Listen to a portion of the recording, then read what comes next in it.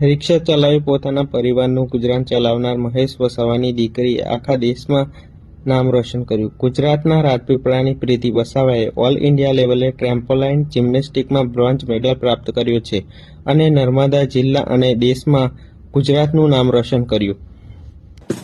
Back straight, front, started jump, double jump, good routine, बहुत ही अच्छी routine.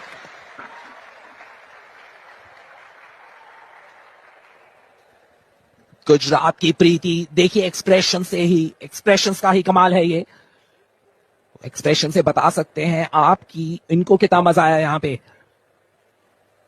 अच्छी height निकाली उन्होंने शुरुआत में और उसके बाद उनके एलिमेंट्स आते हुए.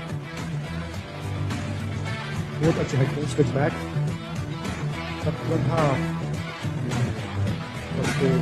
back,